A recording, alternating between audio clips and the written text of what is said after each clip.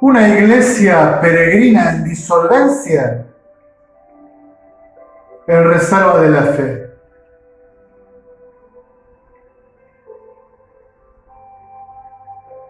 Hace poco hice un comentario, una reseña de 2 artículos en torno al sínodo de la sinodalidad. ¿Será un sínodo virtuoso?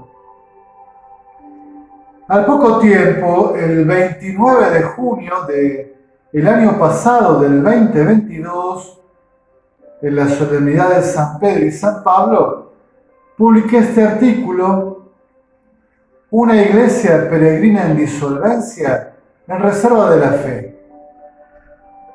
Si querés leerlo, podés encontrarlo en mi blog personal, www.manantialdecontemplacion.blogspot.com.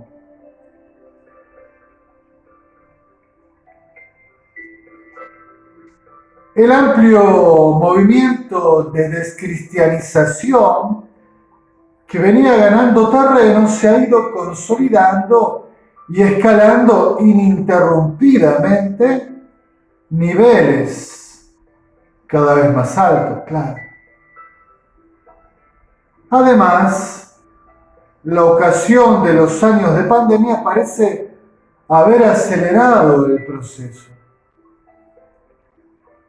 Y ya retornando cierta normalidad, percibimos que todo lo que se venía incubando ha sido dado a luz.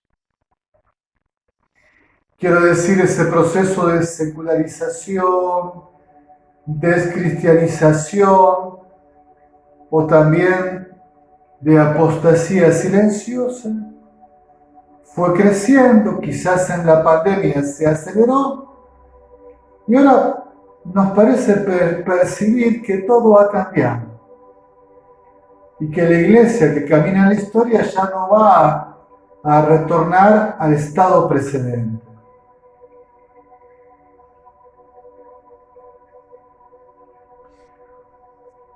Una creciente disolvencia. Me parece que es la palabra que encuentro al menos más descriptiva para la situación, ¿no? Como cuando uno coloca un líquido en otro líquido y se va como integrando y disolviendo y se forma una realidad nueva, mixturada.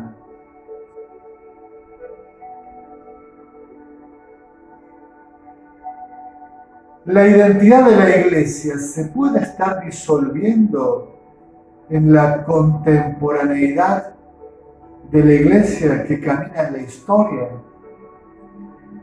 Se diluye su esencia y transmuta en contacto con la realidad del mundo en el cual transita peregrina. Son preguntas inquietantes. Se disuelve la iglesia en la historia, se disuelve en la relación con el mundo. ¿Cómo es esta relación de la iglesia que camina en la historia, de la iglesia con el mundo?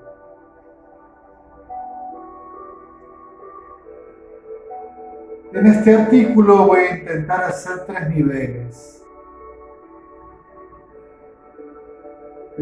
La problemática de la disolvencia doctrinal, la problemática de la disolvencia testimonial y espiritual, la resolución de poder hacer reserva de la fe. Como el artículo es intenso, lo voy a realizar en 3 entregas. En esta primera entrega, permítame concentrarme en la disolvencia doctrinal. Hablar de doctrina y hacer alusión, pues, a un corpus es siempre complejo. Sin embargo, podemos consensuar que la Iglesia ha enseñado a lo largo de los siglos un conjunto de verdades que en principio consideraba reveladas por el mismo Dios. Estas verdades que Dios quiso comunicar para nuestra salvación se hallan contenidas en el Depositum Fidei. Recordemos, ya lo insistiremos luego, que ese depósito de la fe, ese único depósito de la fe cuya fuente es Jesucristo el Señor, el revelador del Padre, se encuentra contenido en la tradición apostólica, tradición viva de la Iglesia, y en la Sagrada Escritura. Entonces, en primer lugar, podemos recurrir al libro de la Palabra de Dios, a la Sagrada Escritura. Luego, sobre todo los que nos dedicamos a la teología, la hemos estudiado o transitamos en este ámbito, hoy tenemos el Magisterio de la Iglesia, un compendio de los grandes textos, símbolos de la fe, elementos importantes, declaraciones, dogmáticas, decretos, en torno a la fe y a la moral. Antes se conocía como el Denzinger, que fue el primer compilador, luego hubo dos más, también Sommerhet y Hünermann. Así que aquí está compendiado los grandes declaraciones, símbolos de la fe, de la Iglesia en 2000 años en torno a la fe y a la moral. Y luego, de más fácil acceso a todos, el texto del Catecismo de la Iglesia Católica. Ha habido varios catecismos a lo largo de la historia. Este es el último. El Catecismo de la Iglesia Católica entonces es un testigo, un testimonio del depósito de la fe, de que es importante transmitir, fija la doctrina, por así decirlo, la interpreta y sirve de base para enseñar el depósito de la fe, la doctrina, a todos los cristianos. Hecha esta salvedad, avancemos. El Espíritu Santo, Paráclito, recordando, enseñando y haciendo comprender creyentemente, asiste a toda la Iglesia para receptar y anunciar el acontecimiento salvífico de la palabra que Dios nos ha dirigido en su Hijo Jesucristo por su encarnación y Pascua. Podría detenerme mucho, lo hago simple. Recuerdan que en el Evangelio según San Juan, el Espíritu, llamado Paráclito, también se lo llama Espíritu de la verdad, y una de las funciones que tiene es introducir a los discípulos en la verdad y en la verdad completa. Lo encontramos allí en los capítulos 14, 16, discurso de despedida, discurso de adiós del Señor Jesús en el cuarto Evangelio. Entonces el Espíritu Santo es como el maestro interior del cristiano que vuelve a recordar, que enseña, que hace comprender con profundidad todo cuanto Jesús reveló por mandato del Padre. Y a la Iglesia no le falta este espíritu que sigue haciendo presente la revelación de Dios en Jesucristo y animándolos animándonos a recibirla con espíritu de fe, creyentemente, dando obsequio de inteligencia, ¿no? Una inteligencia que no es la inteligencia de los libres pensadores, sino una inteligencia que se inclina reverente, piadosamente, al Dios que habla, al Dios que revela. Y una voluntad que, ayudada por la gracia, animada por el Espíritu, se adhiere a la verdad que Dios revela como camino de salvación para nosotros. Es la tarea del Espíritu en la Iglesia.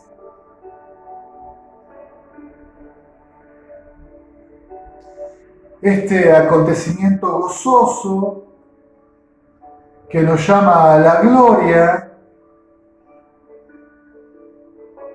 el de la encarnación y la Pascua del Señor Jesús, es atestiguado por vía de la tradición y la Escritura. Así, el magisterio que nunca está por encima de la tradición o por encima de la Escritura, sino el magisterio que está al servicio, apoyado y al servicio de la tradición y de la Escritura. Así el magisterio, como servidor humilde de este sagrado depósito de la fe, lo conserva, transmite, propone e interpreta autoritativamente con fidelidad. Es decir, el magisterio tiene el servicio de guardar el depósito de la fe, enseñarlo, proponerlo y, si es necesario, enseñarlo con autoridad, definir que esto Dios lo ha revelado, marcando errores y que todos puedan entonces comprender con claridad qué es lo que Dios ha revelado y en qué términos. Enseña con autoridad, apoyado en la tradición y en la Escritura, en la revelación de Dios.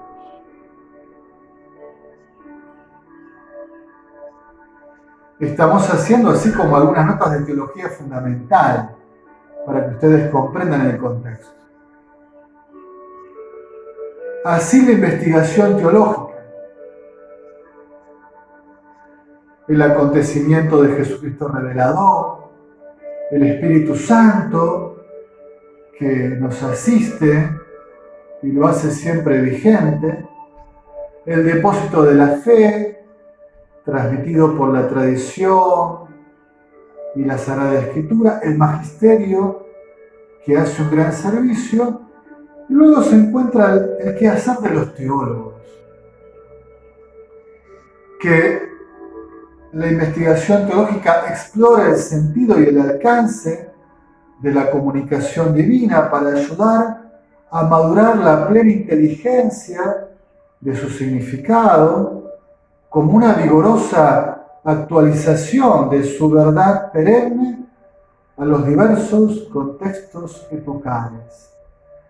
O sea, lo propio de la teología es seguir profundizando, comprendiendo el dato revelado y al mismo tiempo hacerlo vigoroso, ayudarnos a presentarlo fielmente, pero eficazmente a contextos epocales que van cambiando.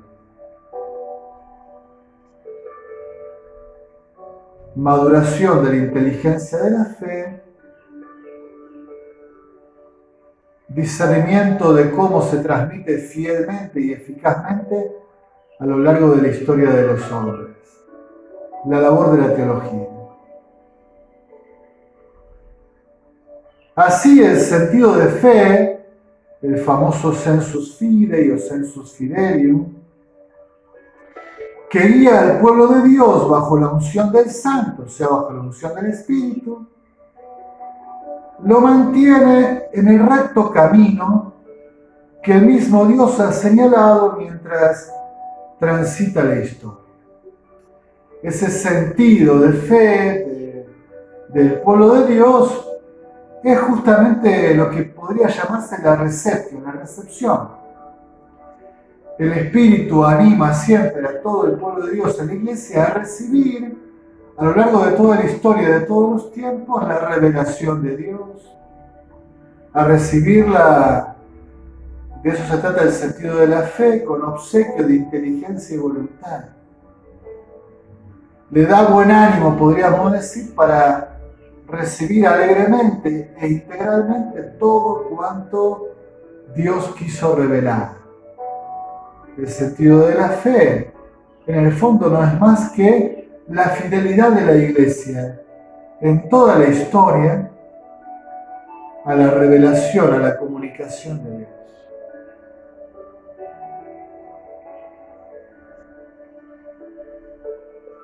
Hecho estos apuntes de teología fundamental,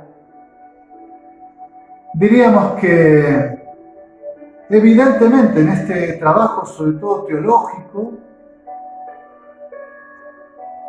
de profundizar la inteligencia de la fe y de intentar transmitirla y encontrar la forma de ser eficaz a contextos epocales que cambian, el diálogo con la cultura, con la filosofía, con las diversas ciencias humanas, con las circunstancias del mundo, bueno, ha tenido en el aspecto teológico aciertos, errores, luces, sombras, precisiones, ambigüedades.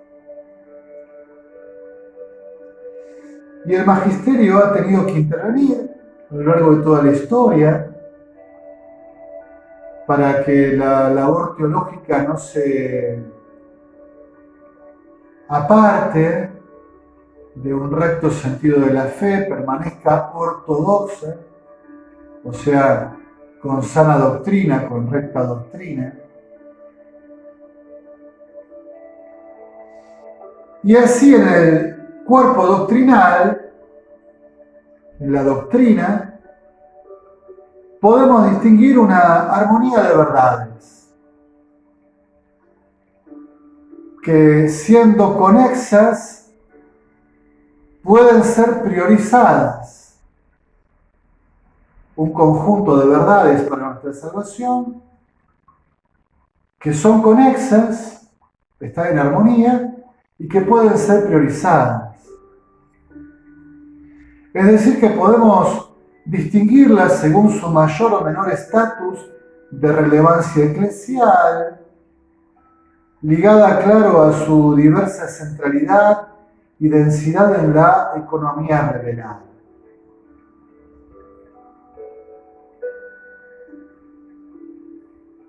Pongo un ejemplo, no es el mismo valor que tiene la doctrina sobre la Santísima Trinidad que, por ejemplo, una medida disciplinaria acerca de la comunión sacramental, si debe hacerse en la boca, en la mano, de otras formas y en qué circunstancias. Allí claramente hay un elemento mucho menor frente a uno central. Todo es importante, pero no todo vale lo mismo, y también es tarea de la teología y también tarea del magisterio que estas verdades conexas sean correctamente priorizadas y armonizadas en un cuerpo doctrinal.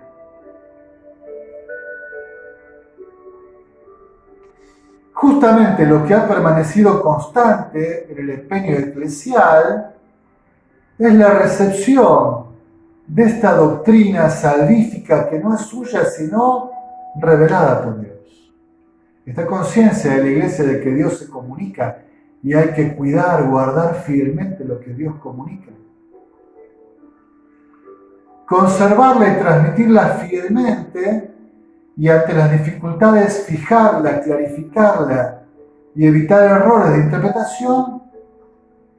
Ante las dificultades, fijar la doctrina, clarificarla, evitar errores de interpretación, ha sido una tarea perseverante y continua en 2 milenios de la Iglesia. Y aquí irrumpe precisamente la posibilidad de una disolvencia, en el descuido por este empeño sostenido de generación en generación. Lo que quiero decir es que parece que hacia el final del segundo milenio y al principio del tercer milenio empieza a aparecer cierta discontinuidad en la forma de ejercer el magisterio.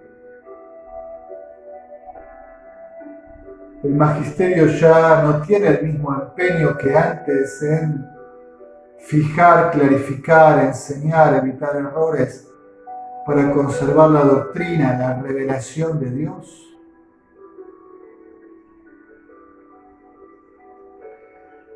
En estos últimos tiempos ha aparecido una tensión entre sectores progresistas y conservadores. En el centro de esa tensión aparece la disputa de la relación de la Iglesia con el mundo. Cuánto debe acercarse, cuánto debe alejarse, cómo debe ser esa relación. Es una cuestión más bien de tipo pragmático.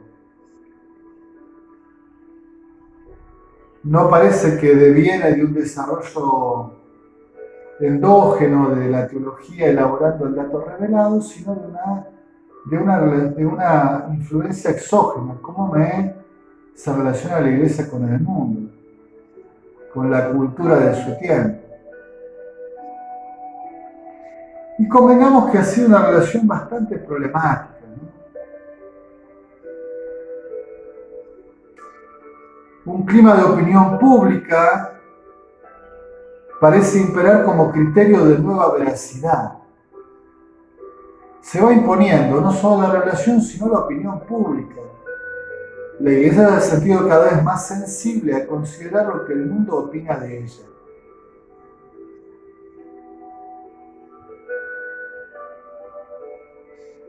En este clima de opinión pública se ha hecho cada vez constante una idea, ¿no? La Iglesia atrasa. La Iglesia debe ser ordenada a la moda de turno. Es como una fantasmática inercial, omnipresente, diría yo, ¿no? Esta idea de que la Iglesia atrasa y que debe modernizarse y entrar al mismo paso, al mismo ritmo del paso del mundo. Es una idea que se instaló en la opinión pública fuera de la Iglesia y también yo digo que se acepta masivamente entre los creyentes. La Iglesia atrasa. Hay que ponerla a tono con el mundo. El famoso ayornamiento no era esto, sino una puesta en valor del depósito de la fe, de la revelación de Dios, una puesta en valor que encuentre la forma de comunicarse con fidelidad ese tesoro de la Iglesia al mundo de hoy.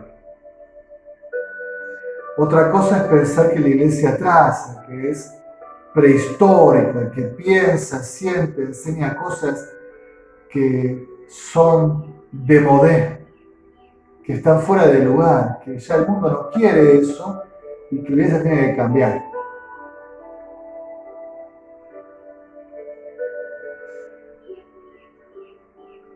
La acomodación a determinados cambios no pocas veces afecta la base y la estructura doctrinal de la fe.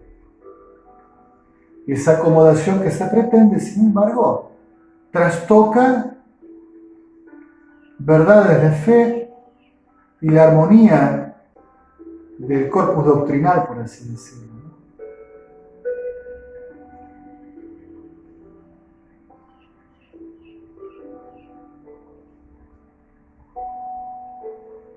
Esta situación nos acompaña, creo yo, desde los movimientos que prepararon el Concilio Vaticano II, movimiento patrístico, litúrgico, bíblico. En esos movimientos se pretendía, en esas dinámicas de gracia, por un lado volver a redescubrir las fuentes y por otro dar una respuesta a la cuestión moderna, una respuesta distinta a la que se había dado antes con el antimodernismo. Y esta búsqueda era noble, sin duda. Pero ha quedado atrapada en una coordenada que podríamos llamar así: el famoso e intangible espíritu del concilio. También es una fantasmática rara, ¿no? El concilio dice esto, pero el espíritu era otro. Y entonces la literalidad de los textos dice una cosa, pero apoyado en el espíritu intangible del concilio, la aplicación va mucho más allá.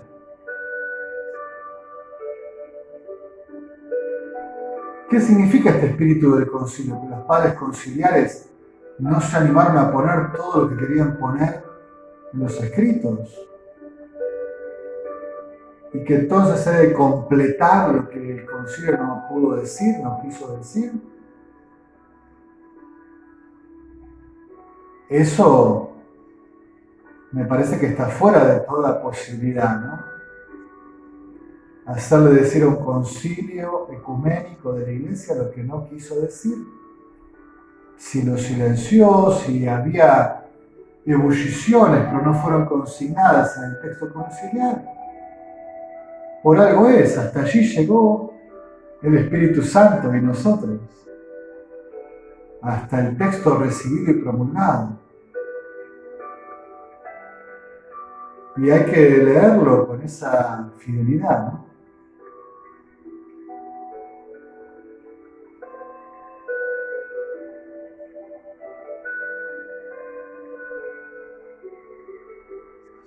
El espíritu del concilio no ha acreditado, me parece a mí, ser más que una capitulación de la fe a la dictadura del mundo, empecatado bajo pretexto de indebidas comprensiones humanitarias que al fin deshumanizan, y de falsas misericordias divinas que terminan diluyendo la salvación en mezquinos objetivos inmanentes a la historia. Quiero decir que muchas veces, bajo el espíritu del concilio, las aplicaciones que han venido después han sido claudicaciones de la fe. Claudicaciones de la fe y de la moral. Acomodaciones excesivas al espíritu del mundo. Mundanizaciones.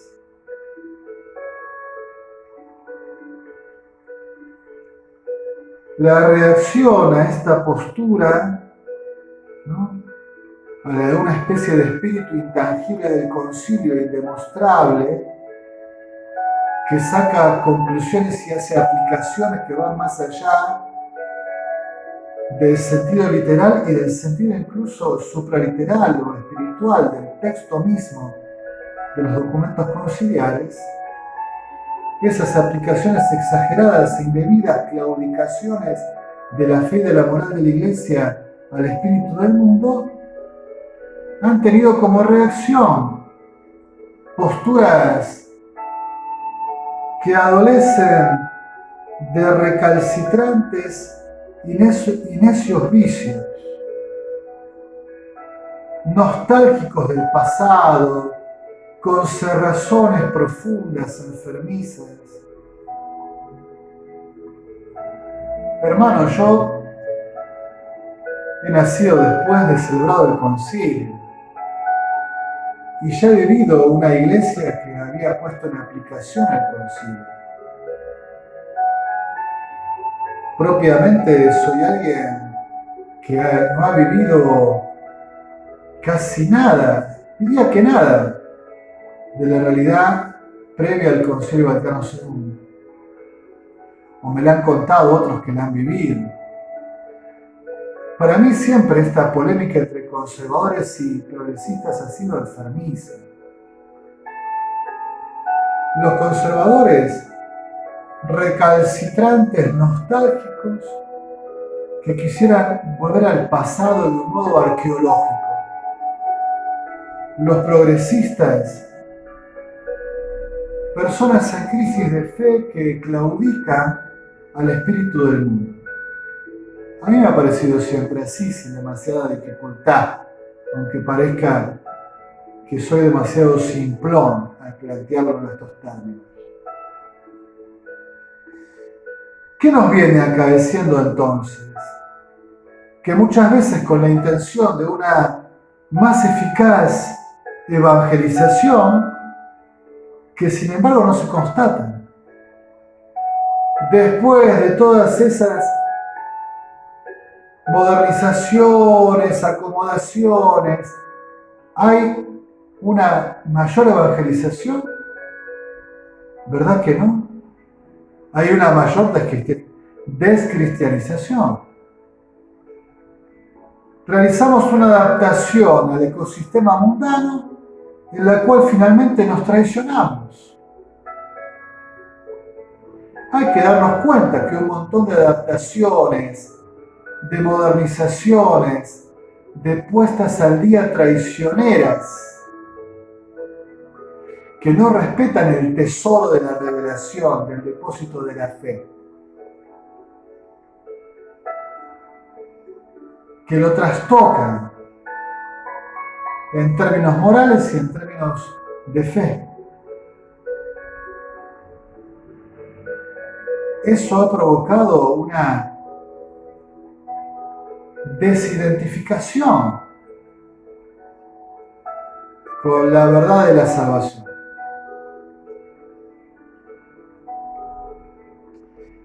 Al contrario de lo que se pretende, al mismo tiempo que se acrecienta la adecuación pastoral a la opinión pública, se acentúa el abandono de la fe. Hay que darse cuenta. Hoy se insiste, algunos sectores, lamentablemente el camino sinodal alemán parece un ejemplo triste. Parece que algunos sectores en iglesia dicen, no, tenemos que ir por más, mayor modernización, mayor acomodación al mundo, a la opinión pública, trastocando datos de fe y datos de moral reveladas. ¿Y eso produce mayor fe, mayor vigor de la fe? ¿Verdad que no? Mayor apostasía.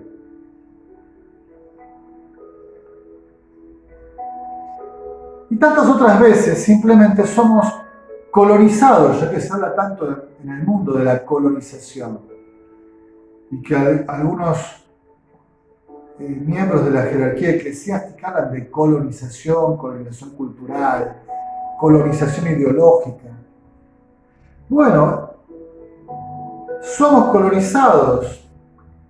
La agenda del mundo se introduce en incesantes oleajes bien planificadas y direccionadas hábilmente. Oleadas direccionadas, planificadas hábilmente para colonizar a la iglesia con la agenda del mundo, con la agenda global, infiltrándose irrefrenablemente en la mente y el corazón de los hijos de la iglesia, y termina marcándoles el paso. Termina marcándonos el paso. Aquel leitmotiv de estar en el mundo sin ser del mundo sigue siendo el desafío urgente para la inflexión eclesial. Ni un acercamiento al mundo confuso, ni un distanciamiento estéril. Ni tan cerca que la iglesia quede confusa en su identidad, ni tan lejano que resulte estéril para sembrar la semilla del Evangelio. Estar en el mundo sin ser del mundo. Pero debemos aceptar que hemos pasado de levantar muros defensivos, lo que se le acusaba a la iglesia pre-Concilio Vaticano II. Son 2 milenios eso, ¿no? Se le acusaba a la iglesia del siglo XIX, del siglo XVIII, esa iglesia que había planteado quizás el juramento antimodernista, levantar muros defensivos muy fuertes.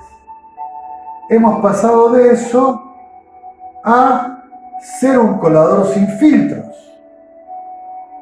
La exagerada, desorbitada, descentradas aplicaciones del espíritu del concilio, un colador sin filtros, a otro espíritu que no es el espíritu de Dios, al espíritu del mundo y quizás al mal espíritu también.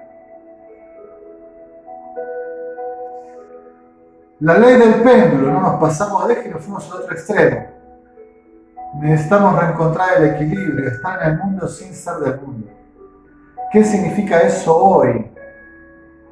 ¿Cuál es el punto justo en el cual la Iglesia se relaciona con el mundo sin perder su identidad y sigue siendo capaz de sembrar la semilla del Evangelio de Jesucristo el Salvador?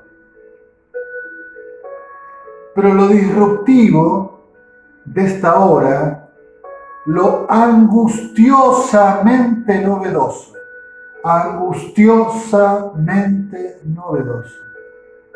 es que tal vez el magisterio ha dejado de realizar su servicio, al menos en algunos ejemplos visibles y encumbrados. Esto es lo disruptivo y angustioso. Que antes el magisterio corregía a los teólogos diciéndole, miren, se pueden estar yendo de línea, vuelva a los parámetros, al canon de la fe. Y en estos días lo angustioso y novedoso parece que los teólogos tienen que decir al magisterio, recordá tu servicio al canon de la fe. Porque a veces el magisterio parece que está haciendo una teología que tiene peligros de no guardar la ortodoxia.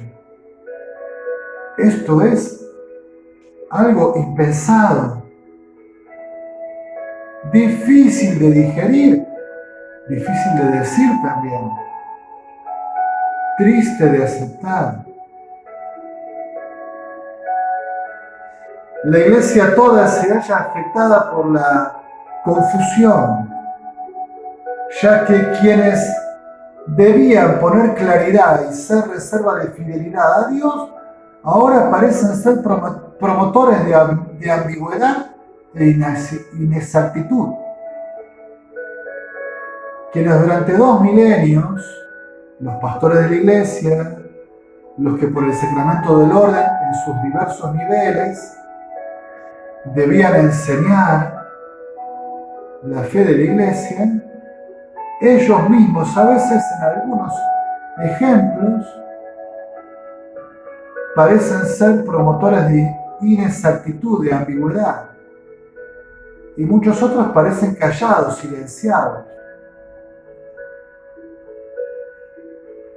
Es dificultoso hallar auténticos maestros de la fe, y en su lugar son entronizados los sofistas del populismo mundano. Hoy en la Iglesia son encumbrados a veces los sofistas del populismo mundano. De este grado alarmante de disolencia doctrinal no se puede más que esperar tristemente una escalada de la herejía y del cisma en el futuro eclesial. Si no corregimos a tiempo, si no reorientamos la situación, la herejía vuelve a aparecer y el cisma también. Guardar la ortodoxia se ha vuelto urgente. Los santos padres de la Iglesia conocieron esta plaga de la infestación herética y de los cismas. Lo sufrieron tremendamente, lo sufrió la Iglesia. Porque los santos padres de la Iglesia campeones de la fe, nos ayuden a cuidarnos de este peligro, nos asistan con su intercesión. En alabanza y gloria de la Santísima Trinidad.